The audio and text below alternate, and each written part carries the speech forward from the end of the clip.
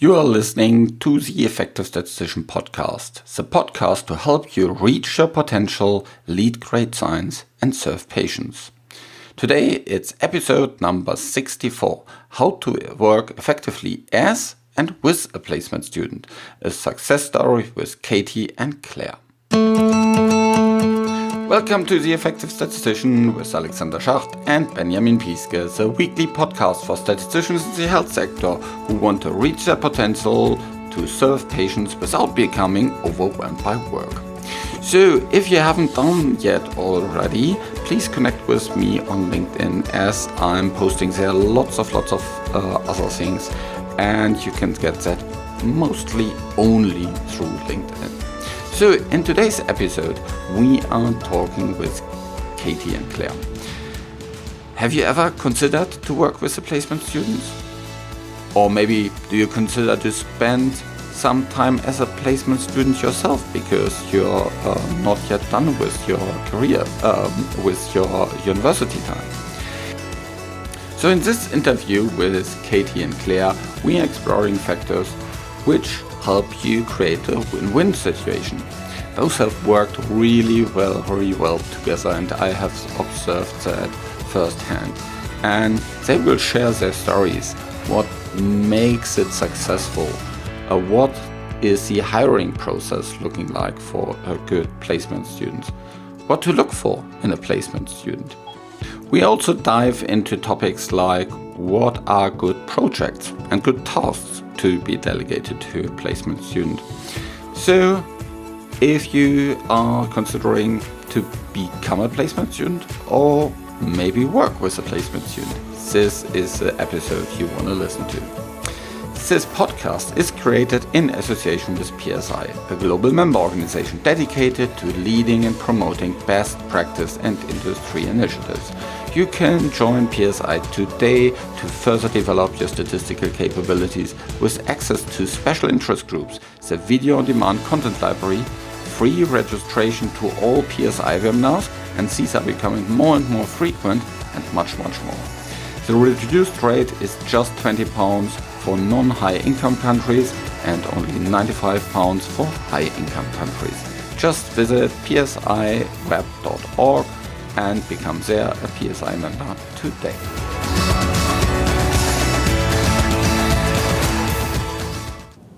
Welcome to another podcast of The Effective Statistician. And today I actually have two interview guests here. And it's really nice because I have worked with both of them before, which is awesome. And so let's start. So Katie, what are you up for? And maybe you can introduce a little bit to the listener where you're coming from and what your background is. Sure. Hi everyone, my name's Katie Thorn. I'm a principal statistician at GSK working in immunology, and the reason I'm here today is I did a placement year with Claire and Alexander at Eli Lilly back in 2012, and we're going to talk a little bit about our experiences there. Yeah, and Claire? Hiya, I'm Claire Brittain. I'm currently at UCB in early phase immunology. I've worked with placement students at GSK and Eli Lilly, and I'm really excited to say that we're going to have our first statistics placement students starting in September at UCB. Okay. So fingers crossed this podcast doesn't put them off.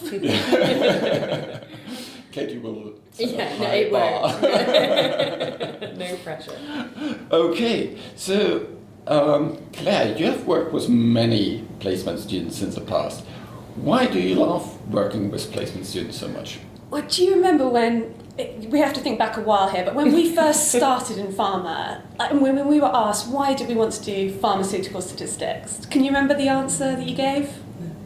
No, I haven't. For medical statistics? Well, I think a lot of us, and a lot of those listening, will probably have given an answer along the lines of, I want to use my maths to help people, I want to make a difference.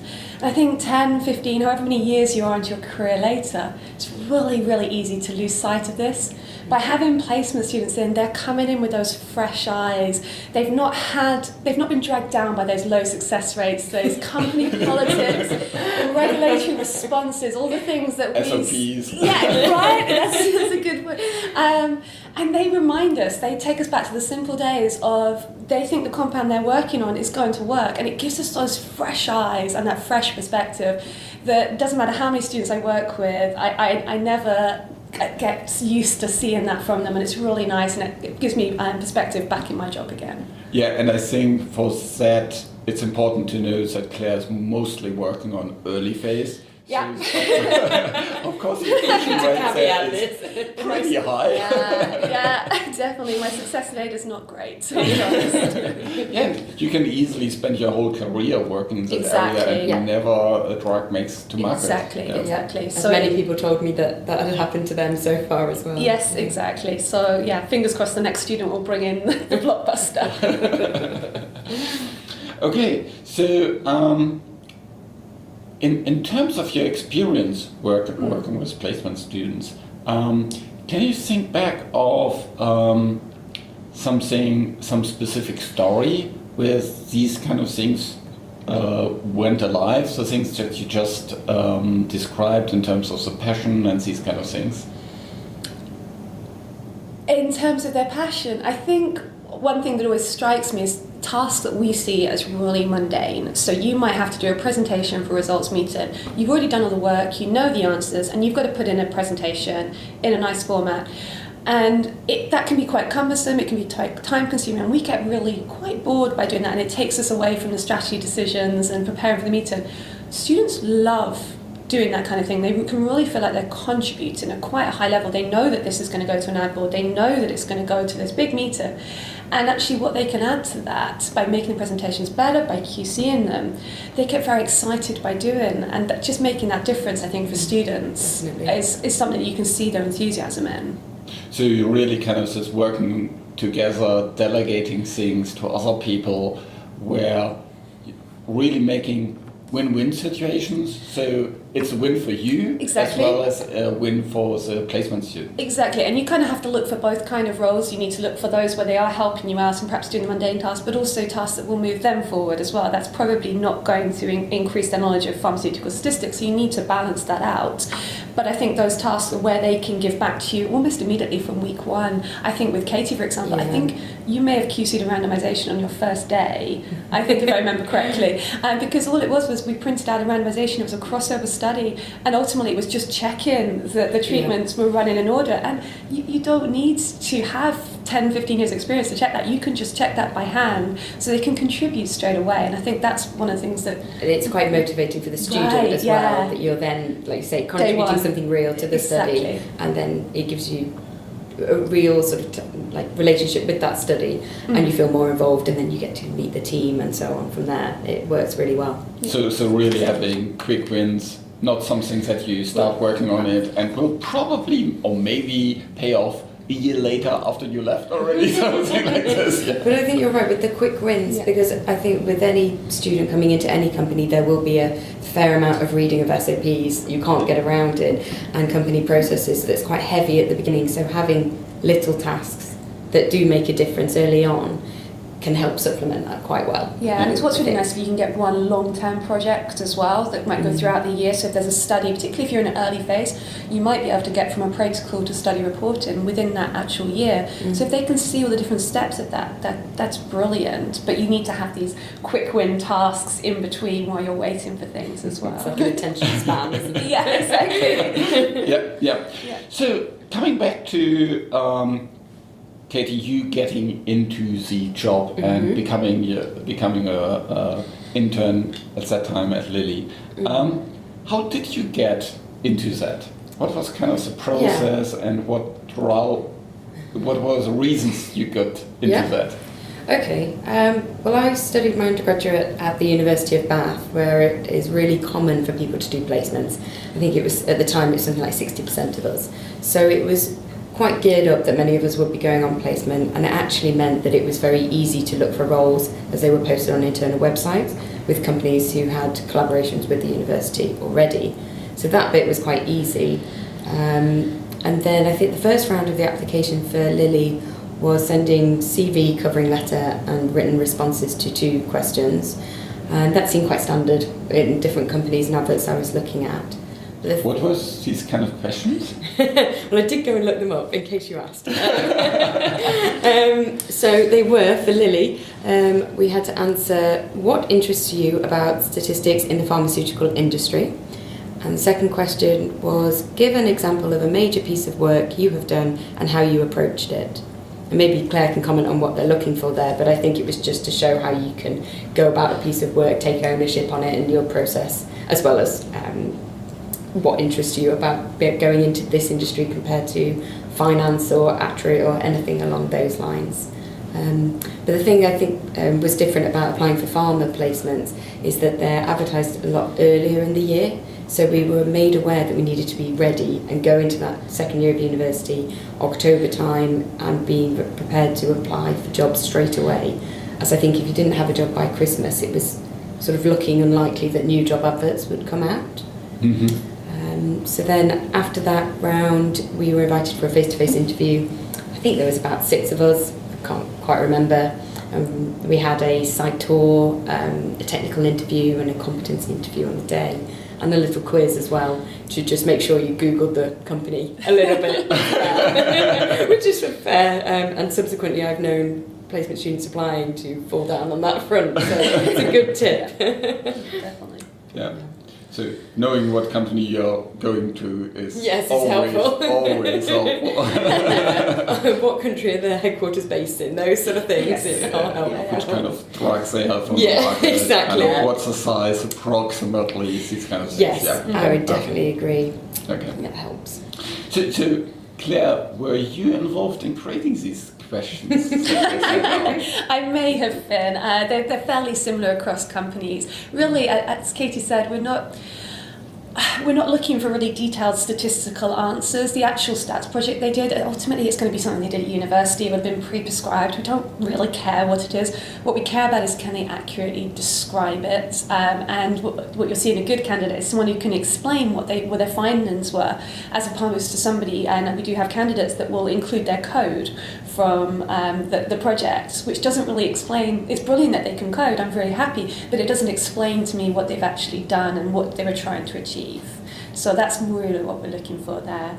So putting things into the bigger picture, Exactly, understanding why you're doing it, what was the outcome, what was the results, the kind of impact on that. Yeah, exactly. And if there are any learnings as well, almost then reflecting back on what you have done. I think that was something I remember seeing on the little tick marks once I was in Lily. You could look up what people put on your application. And that's something I've always tried to do when you have a student, is to actually get them involved in the student recruitment day, and then they can see the process essentially from the other side that they've been through, and they can see what we're looking for in CVs, and I think that really helps them when they go as graduates to understand what companies are looking for, because they kind of they know the checklist that we're after when we're looking at CVs. I completely agree with that, as I kind of had the full circle of doing it whilst a student, but then equally when I came back as a graduate, then taking a greater role in the application process, well, in the interview day especially, and actually helping interview the students, so it gone all the way through, was really helpful. Okay, so we have already discussed quite a bit about the hiring process of a student and how that looks like from a student perspective as well as from a recruiter perspective. Claire, anything you would like to add regarding that? I think if you're recruiting, I think the major difference is it's done quite different from a permanent role. So as opposed to if you wanted to recruit a new statistician with 5 years experience, you'd put it on your company website, you might go out to recruiters, you do it in that way. With students, as Katie alluded to, you have to go out to universities. Students will not come onto the UCB website and look for job roles. So there is no point putting your placement there. They're not going to go around all the companies looking for that role. So a way that's quite good now is if you do have a placement available at your company, PSI host a careers webpage that allows you to put your placement on there, and students can contact you directly and they'll get on your mailing list for when you are going to mail out the universities, which is really good. So if your company should get your advert on there, and if you're a student and you don't believe that your placement officer is receiving these emails, then make sure you get your tutor put on those lists, and that'll make a big difference, I think, to how many offers. And that's maintained by Calc. Yes. So Yes. CALC is what's the abbreviation stand for? I always fail on It's that not one. the most obvious one. It's the Careers and Academic Liaison Committee, which is part of PSI. Yeah. Yeah. But you're right, we do maintain those pages. Yeah. So if you want to check this out, just go to psiweb.org and you'll find these pages there. Yeah. And there's also contacts for if you need to put some efforts on that, and if you want to build that relationship. If you're at a university and you would take part in that, you'll find also contacts there. And of course, I will put them in the show notes so that you can see them on theeffectivestatistician.com. Yeah. Okay, very good. So in terms of the hiring process, when the students come in, Yeah. how does that feel for you? I'm always strangely nervous when I interview the students. I think when you talk to a statistician of experience, you can find a lot of common ground and you can talk about their experience. Whereas with students, they don't have any experience. So what I'm always very conscious to do is all of the students they have in interviews to try and get the best out of them. And that will really depend, based on their university course, how much they've covered. You're trying to find out what they do know, not what they don't know. And of the things they don't know, I think it's really important to try, within your interview, to pick up, can they learn it quickly? Yeah. So one of the things I do with the students now is I do a Spotfire test on them. So Spotfire, for those that haven't used it, is a visualization package and it's point and click. I would not expect any student to have used this before. So I give them a very quick demo, and then I ask them to go in and change some things that are pre-specified for my, it's just safety data over time, it's just vital signs plots. And then I will ask them to talk to me about the data. So what I'm looking for is, can they pick up how to use it? And can they actually explain what this data looks like over time? I don't really want to assess their very technical knowledge. I want to see whether they can pick this up and can they explain to a clinician what's actually going on. So less statistics, more communication, I guess, is what we're looking for. Also, yeah, when you brought that in as an idea, I think it worked really well to help get across who was slightly more, I don't know what the word is, interested, engaged with looking at data. What's it telling you? How does it relate to the bigger picture, like you were saying before? And it was quite a good test, Exactly. There's no better word for it. The good students will talk about the patient. They'll see a vital sign, systolic blood pressure of 200, and they'll say, would the patient be okay with that? Whereas the good students would say, well, ID 101 has a value of 199.9 and they just call it out as an outlier. And they wouldn't think actually exactly. They would actually say things like that to you. They will say that. They'll say, "Well, and what would you do with the outlier?" And I was like, "Well, I would check that this patient's okay." They would, like you say, they'd do a sensitivity without it, and you're trying to get across to them that these are real people that you're seeing here. So, and you can spot very quickly which ones have that interest. Okay. So once you're in the company, how does that feel when you started as an intern? It is quite a while ago now. But I do remember a sense, it was a weird balance of complete nervousness and I don't know what to do, what do they expect of me, I'm going to not know what I'm doing, they're going to give me all these statistical analyses I've never heard of, paired with they're not expecting anything of me, I'm only a student. So it was quite a funny sort of limbo in a way, which I suppose maybe is the same when you start any job.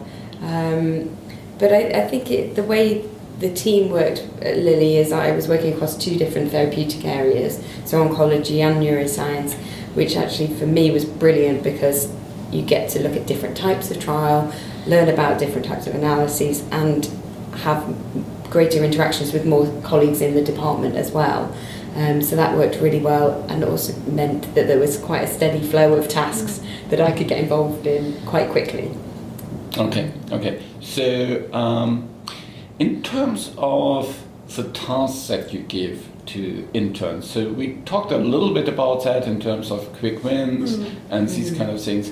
Are there any other things you recommend students should work on?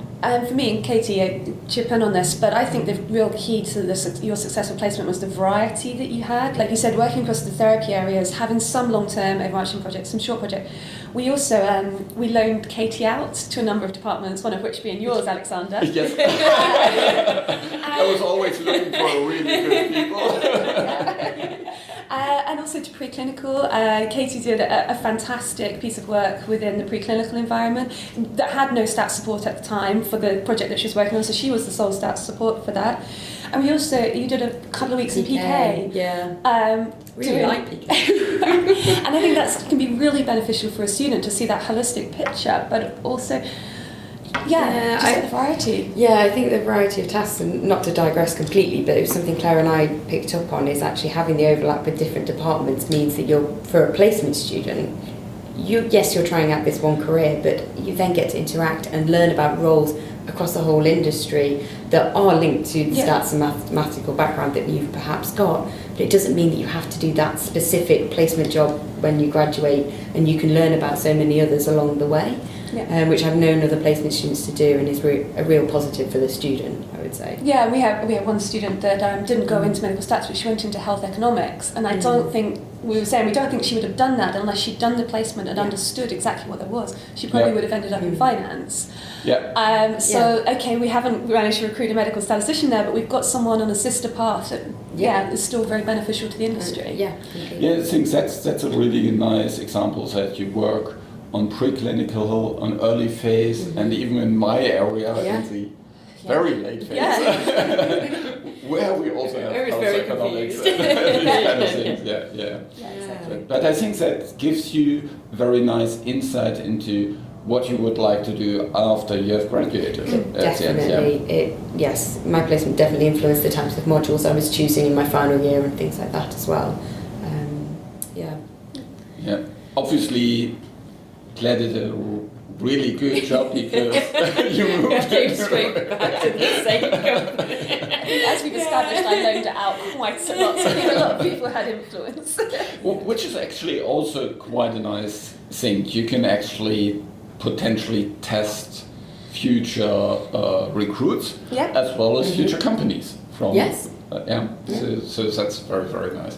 And you get a little bit of a sense how the actual work environment is on a day-to-day basis. Yes. How was that for you, kind of, compared to, let's say, other students' jobs you had? Don't know what you did in the to earn some money. I used to give the campus tours at university, so I'm just talking to all the mums and dads. I think one thing that can be said for doing a placement year is that the proportion of us that went on to get a first class honours degree compared to those that didn't do a placement was quite interesting, because like you say, you've got used to the way of working, you're in a routine of the 9 to 5, and you can go back to your final year of university in a more disciplined way, that you get up, you go to work, but also you can stop and rest and recover like you would at the end of the day at work. You can stop and go home and then approach it again with fresh eyes, and that definitely helped me in my final year, I think, and was quite different to any other job I'd had before. Oh, I can completely relate to this. I think if I look back at my university time, and I would have had the kind of productivity habits I only learned when I was starting in a job, that would have made a huge difference. But definitely. Yes, and particularly in my MSc, some of our group projects were, because there were a lot of distance learners, we were doing group projects in a virtual setting with calls that you had to arrange yourself. And for most people, they'd never worked like that. But working for an international company as part of my placement meant that was just normal for me, and really, really helped and took that part of the stress out of it. You know how the technology works, you know that it's not, something strange, you know where you can find the resources, you need to have kind of regular check-ins and these kind of things. Exactly, and saying actually, if you're arranging a meeting with people, maybe put a little agenda in and send out actions so that people know, because not everyone does listen to 100% of what you say in a meeting. Things like that were really helpful. So, in terms of achievements, tell us a little bit about your success stories of working together. Okay. Well, there is one project that I worked on, which Claire's alluded to already, which was in working with the group in preclinical. where there was a series of data from different animal experiments comparing different drugs that they wanted to pull together, essentially, and nobody had got around to doing it. And it was a really nice project for me that I could take ownership of it. I had support from Claire and others about how to approach it, but I was the one who was in contact with the group, asked them which questions they wanted to answer, running the data preparation and the analysis, and then actually got to present it back to the group as well, which felt like a huge achievement by the end of the year, because you go in feeling very nervous, I can't contribute anything here, and then to realise, oh, I'm going in that meeting alone, and all these scientists are here, and they were asking really interesting questions, some of which I knew the answers to. Not all. But I remember that Claire and another statistician did come and support and listen in, but I was the one leading it, and it was this moment of, wow, I could maybe do this. And that felt like a big achievement. Awesome. Yeah. Really, yes, that's really nice too, where you also learn not just the statistical skills, but also more kind of these people skills of Yes. leading a meeting, of, you know, standing in front of a group of lots of very senior people with tens of years of experience and being comfortable to answer questions. There's this kind of experience which you don't usually have in university settings so much. And I think as a supervisor you can look for these opportunities. This was obviously something quite late in the year when Katie had a lot of experience, but leading up to that there were little things at team meetings that Katie would present, just a sort of 5-minute the stats teams meetings, 5-minute presentation. If we had a stats face-to-face, Katie would run the icebreakers, that kind of thing. Get used to that kind of presentation environment, so that when you then have to do a highly technical scientific presentation, you've actually got all of this log that you've built on. If you look for those opportunities in advance, it's not quite so bad. She did an amazing job, so obviously it worked. But I think the crucial bit is really kind of this mix of technical work and non-technical work, and really stretching people in that regard. So getting you out of your comfort zone. Yeah, I would definitely agree with that, particularly for the types of roles that we work in, where your degrees are predominantly technical. You could go your whole way through a maths degree without ever really presenting to anybody, and without a lot of written work. So those skills are brilliant, a great part of your placement for you to work on and develop. And if your manager can look out for those opportunities for you, I think it is a win-win. It's a really good training ground. Okay. So in terms of, you obviously work very, very well together. Obviously, because otherwise you probably wouldn't have, worked permanently later together as well. True. But can you tell me a little bit about, and the listener also about, what do you think made that so successful? I think as a supervisor, it's being realistic about your expectations of the time constraints early on. If you've got a student starting in September, you need to allow for, in September, you will not be able to work maximum capacity on your project or study work. But to keep reminding yourself as you're teaching them to remember semicolons and SAS on a day-to-day basis, that the more you do up front, the more they'll contribute, and the earlier they'll contribute in the year. They will be quite a burden for 3 months, but if you really put in that effort, the next 9 months will sail by, and you'll get to the end of the year and you'll be wondering what you're going to do without this incredible resource when they've gone. So for me, it was about the upfront investment in the relationship. So did you plan exactly kind of what you wanted Katie to do in these first 3 months? No, I probably should. I think there is some standard training. Obviously, there's all the SOPs, all of that kind of stuff, but it's all the training that you don't think about. So in the first few weeks, they'll ask you to read their emails before they send them. Any presentations that are done, you need to check them in quite a lot of detail. SAS, bear in mind, most students will come in with zero SAS knowledge, so it's about getting them partnered up with a SAS programmer so that can move along as quickly as possible. So you can plan out things like that, but all students are different. They've got very different backgrounds, very different courses, and it depends on what work's available to what you need to train them in as well. Yeah. That's but definitely true. basically block time away that you really have time for. And basically, how much often do you check in with each other at this time? Is it kind of where you're sitting next to each other all the time? In those first few months, it's probably daily. Even if it's only for 20, 30 minutes, it's probably... Even if it's not formally planned, it would happen to be probably 20 or 30 minutes a day, just on average anyway, even if it was just over coffee, asking about something you've read or an analysis or something. I think there would be a lot of overlap just because you have so many questions. But even the acronyms at the beginning, it is like learning a different language. Initially, there's a steep learning curve, and like you mentioned with SAS, learning a new programming language, I went on a 3-day SAS course, so was just sent away, and then being able to come back and have some, I don't even know if they were real outputs to produce, but something that you could then use those skills straight away that Claire and people had in line ready for me to get going on and get practicing was really helpful. Yeah. But it does sound bad when you're thinking being a supervisor that it's going to take that much time a day. But you've got to remember, by the time you get to July, they are working almost like a full-time person. It's like having that resource, but at a different rate. It's amazing. So, it is worth it. Yeah, and of course you have built this kind of one-to-one relationship where there's a lot of trust and you know what the other person is capable of it. Yeah. And then, of course, that's also a lot of fun, I guess, to work together. Exactly. Definitely. Yeah. Any surprise learnings that you weren't anticipating? I can go first. I'm sure we both got some surprises. But one thing that when I was thinking about this podcast that I wanted to comment on is, as a second-year maths student, coming into a pharmaceutical industry, I thought that medics organised and ran clinical trials because you were making medicines.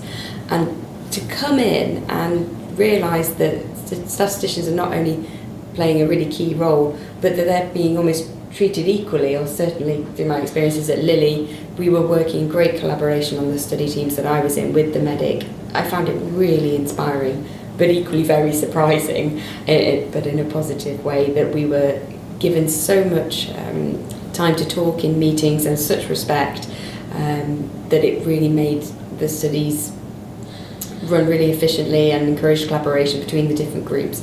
And I thought that was it was a good surprise for me. Okay. Yeah. And for you, Claire?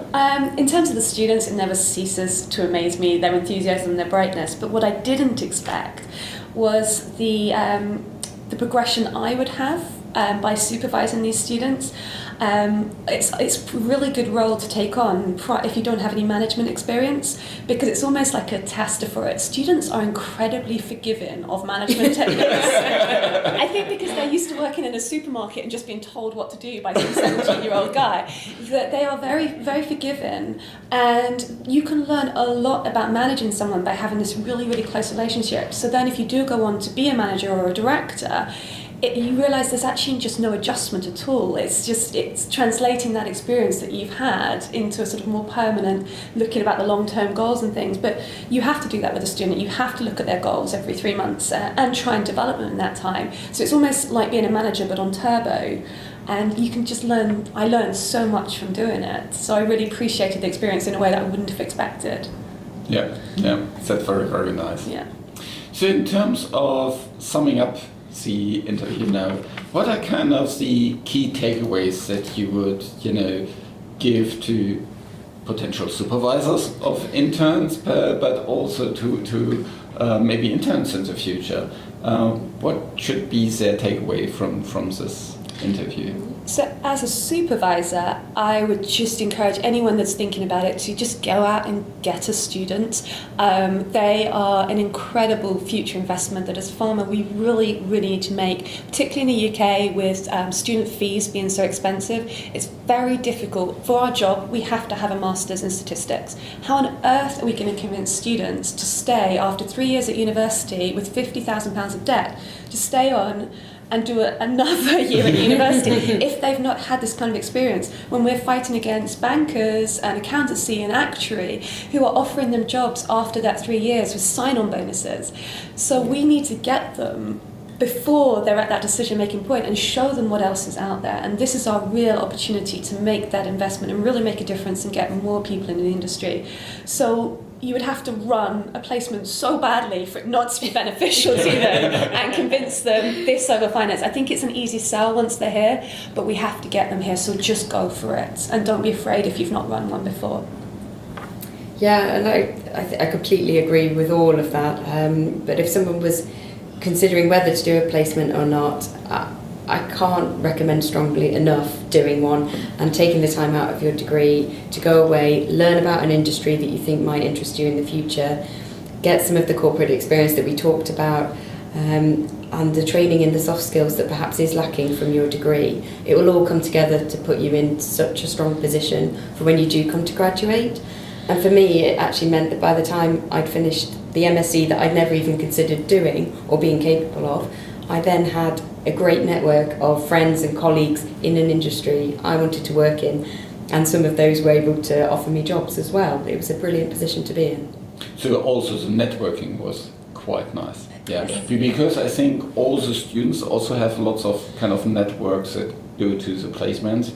It's not just that you go to one company and you're alone, but you have this network of other students that also are there, isn't it? I think that's through PSI Calc. So if you do have a student, one of the good things is to try and get them involved in PSI Calc. So even if they're not on the committee, they can go out and help with some of the school fairs or the MSc Careers Fair, where all of the companies in pharma and CROs will go to. So you get that opportunity to sort of meet them in advance. So to build that network through PSI is a fantastic opportunity. Yeah, we're doing more and more of that with future events through PSI Calc as well. Yeah, and if I'm not completely mistaken, you get a PSI membership for free as a student. You do. That's completely true. It is true for non-placement students as well, but obviously it's even better if you're doing a placement. Yeah. And then becoming active in Calcus, I think it's a really, really good opportunity for networking, for learning, and awesome. Yeah. Thanks so much. That was an awesome interview. I think we covered a lot about kind of what it takes to become an intern, what is the process, what are the kind of right way to manage an intern, what are the right projects to give to an intern, and success stories in terms of internship. And it's really, really a nice opportunity. And so with that, thanks so much, Katie. Thanks so much, Claire. Thank you for inviting us. Bye. Bye. The show was created in association with PSI. Thanks for listening. Please visit theeffectivestatistician.com to find the show notes and learn more about our podcast to boost your career as a statistician in the health sector. Reach your potential, lead great science, and serve patients. Just be an effective statistician.